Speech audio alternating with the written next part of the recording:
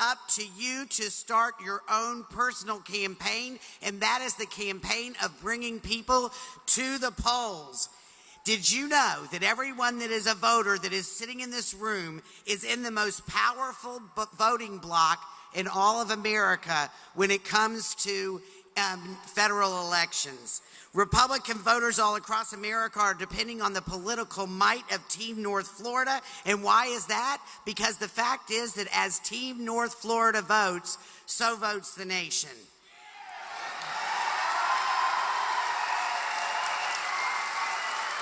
It is our job, our historic job, to turn out so many voters to the polls that we virtually wipe out South Florida and gain a big margin.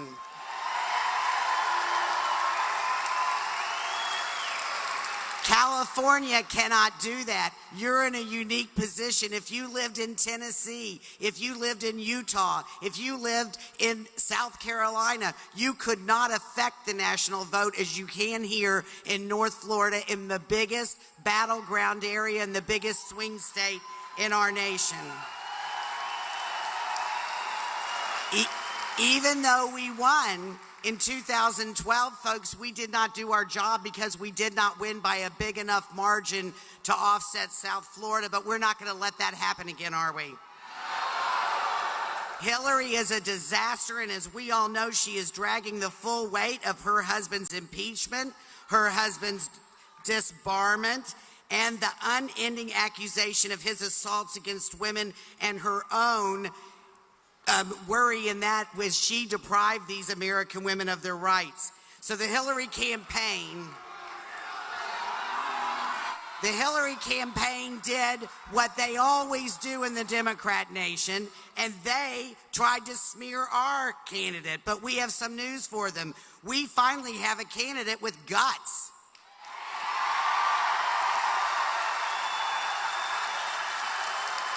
And Mr. Trump has stood up to the onslaught and fought back and turned the campaign back to the real issues facing Americans today. And those are the issues of jobs, national security, and a future for every American child. Hillary is drowning in the lies of WikiLeaks. The mainstream media doesn't want to talk about it, but I hope you want to talk about it. And you can find a way to convey what is coming out in WikiLeaks and what the Democrat Party has done, including inciting riots at Mr. Trump's rallies in Chicago and elsewhere. We need to get that message out to people who think this election is not important, and that is your personal campaign. Hillary hopes that if she spends tens of millions of dollars in happy little ads, that somehow she'll pull the women's vote. She hopes that American women are so stupid that they will not notice what the DNC has done and her crooked history. She is not fit to lead America, and all of us know it. Well, guess what, folks? Today is the day that you can finally send a message to Hillary Clinton and begin your own campaign for Donald Trump. Early voting has begun. Last time, Barack Obama only beat us by 73,000 votes, just imagine. And North Florida underperformed, but we're not going to do that this time because we know the election is up to us. How many of you know 5 people who haven't voted yet? How many people of you know 5 people that can still be persuaded to come to our side? That's exactly right. If each one of us in this area today just got 5 people, guess what? That would be 20,000 votes. And it's up to you to get out and do your personal campaign. Begin it today. Vote early. Go to your churches. Go to your soccer teams. Go everywhere you can and be as gentle as you can in turning people to our side. Thank you so very much, and I'm glad to be on your team.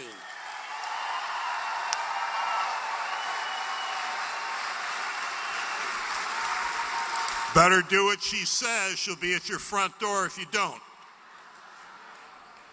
All right, right now, I'd like to introduce you to U.S. Representative-elect John Rutherford, the law. John Rutherford is the former sheriff of Jacksonville.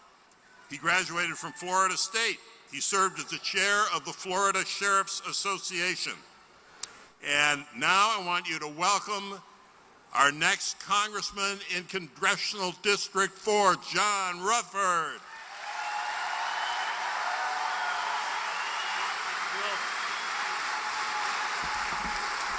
Good afternoon, ladies and gentlemen. Is this Trump country or what? Yeah. You bet it is, and let me tell you, I'm proud to be standing here today in support of our Republican nominee, Donald J. Trump. Now, let me tell you, the last 8 years, we've seen a spiraling decline in the quality of life in America. We've seen a staggering doubling of our national debt, hopelessness in our inner cities, crime in our streets that I could talk to you about a lot, more people out of the job market than in any time in our history, more and more refugees being deported to our country without proper vetting. Oh, yeah.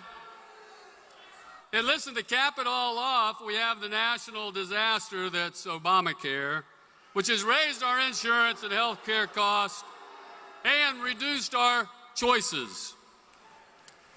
Now, in 8 years that the Democrats have held the White House, the role of the citizen has not been to ask what your country can do for you. It has been to pay and obey. We will tell you what kind of health care to buy. It's to you to just pay and obey. Say that with me. Pay and obey.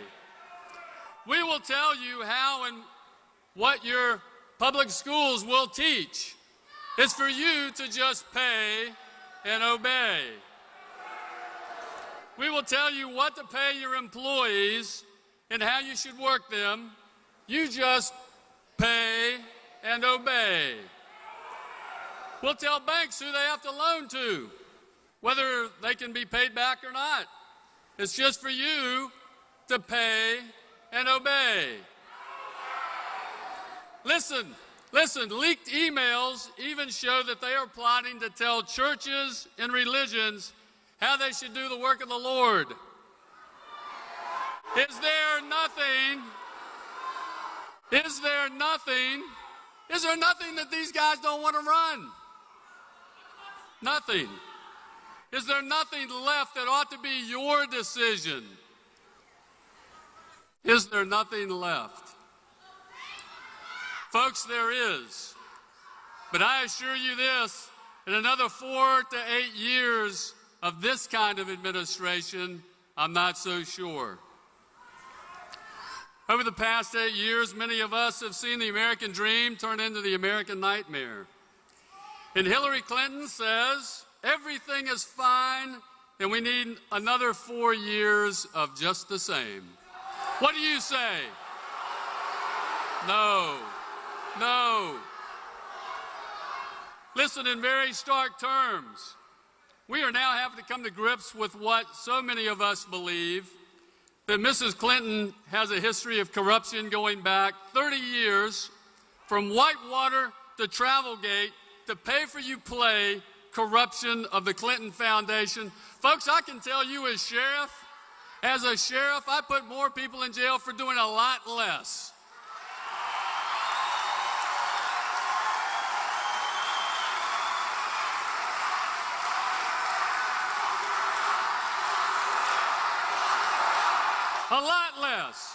A lot less.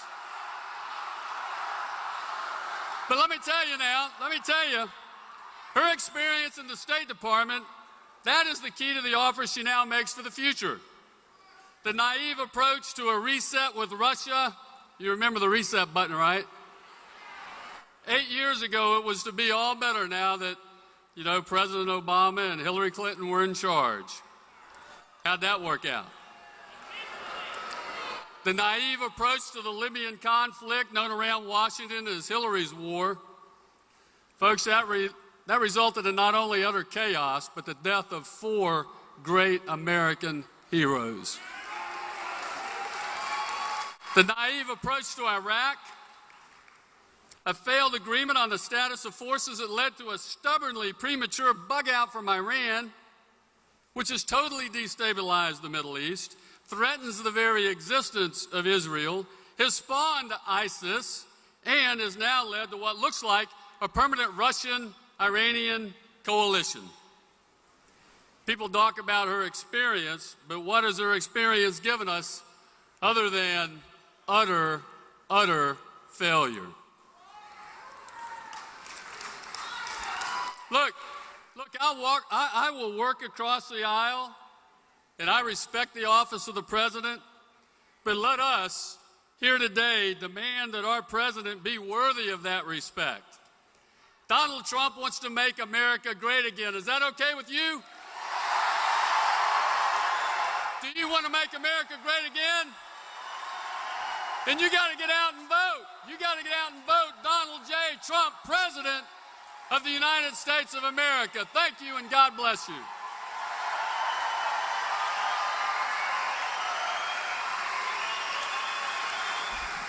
The law is in town.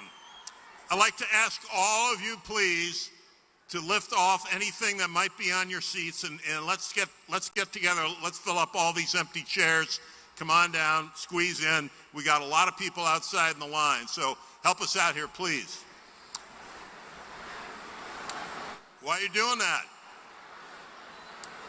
I want to introduce my very good friend, a Navy Lieutenant Commander, recipient of the Bronze Star in Iraq. As a Navy officer, he advised the Navy SEALs. But in Washington, where he is your congressman from Congressional District 6, he leads the fight to protect taxpayers, promote economic growth, and keep this country free and keep our veterans well taken care of.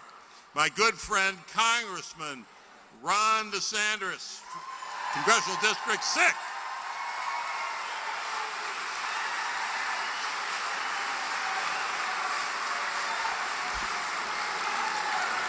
Good afternoon, St. Augustine. How y'all doing?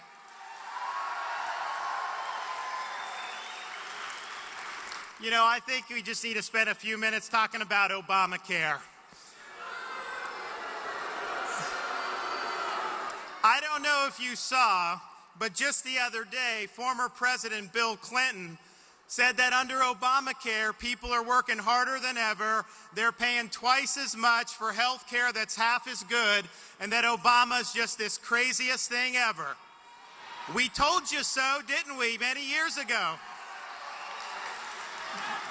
But here's the thing, even President Obama himself, he compared Obamacare and all the problems that we've seen with Obamacare to a malfunctioning smartphone, and even mentioned the Samsung Galaxy, which is catching on fire in people's pockets. Well, let me tell you something. Obamacare is on fire. People's premiums are going through the roof. Their deductibles are going higher, and their choice of doctors is declining. And they lied to us about it many years ago. They said you'd pay less, that you'd keep your doctor, that you'd keep your plan. None of that has been true. So it's our opportunity right now to finally, once and for all, relieve the American people from the burdens of Obamacare. Let's get rid of it.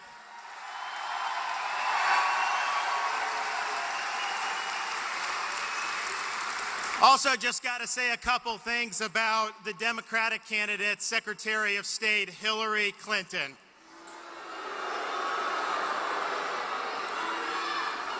Now, we know for a fact that she had an unsecured private email where she had top secret information that could cause exceptionally grave damage to our national security if compromised, information which people in the field depend on being protected. Let me tell you this, when I was in the military, if anyone had taken top secret information and allowed it to reside on a private, unsecured server, that individual would have been removed from their position, would have lost their security clearance, and would very likely have faced a court-martial.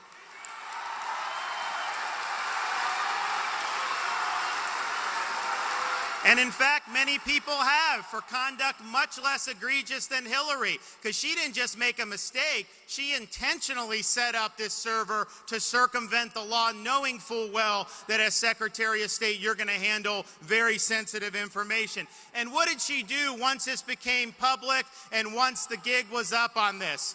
She lied about it.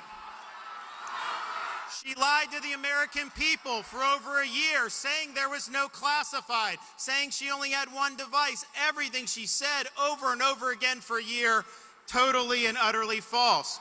She even lied to the FBI. She said, well, I don't know what the confidential markings mean. So this is someone that was in the Senate for 8 years. She's Secretary of State, and she says she doesn't know what these markings mean? Give me a break.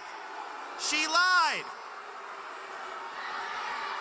She's also lied to the Congress about it in testimony before the Benghazi Committee, and we've documented those lies and sent that to the FBI. And she's even lied in filings to federal courts, saying that they turned over all work-related emails, when we know they destroyed thousands and thousands of work-related emails. So here's the thing. If you received a subpoena from the United States Congress or from a federal agency and you decided to destroy the documents that they were looking for, does anybody here think they would be able to get away with that? So we can't have two sets of rules, one for the elite and well-connected and one for everybody else. But the FBI didn't do their job, the Justice Department do their job, so the only thing we can do is have the American people stop her from going to the White House.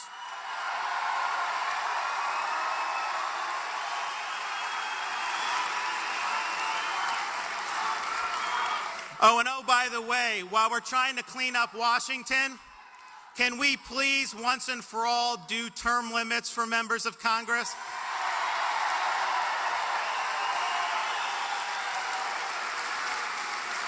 But look, there's a lot of issues in the election. There's people can have different views on a bunch of different things about the candidates, about the issues. But let me just say one issue that I think transcends a mere 4-year term of a president, and that's the future of the United States Supreme Court. Here's the cold, hard fact. If we end up allowing Hillary Clinton to replace Justice Antonin Scalia with a liberal Supreme Court justice, we will have a majority of 5 lockstep liberal justices, and they will run roughshod over our Second Amendment rights. They will undermine religious freedom, and they will empower the bureaucracy such that when the bureaucrats overreach, private citizens are not going to have a legitimate chance to win in the courts as a result of that. And here's the thing.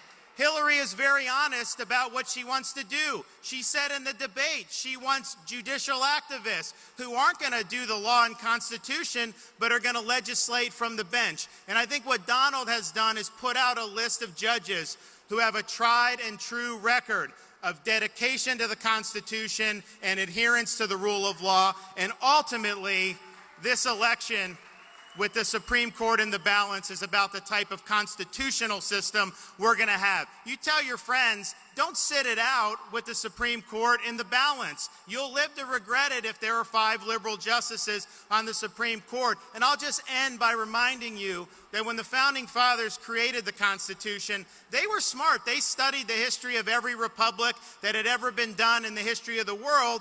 The one thing they noticed, and the one common theme, every single republic had failed up to the time they created the Constitution. And they thought, they really believed that adherence to the Constitution was the only way that America was going to be able to avert the fate of those failed republics and be a thriving country, a government of, by, and for the American people. We got a chance, guys. Let's do it. God bless you guys. Take care.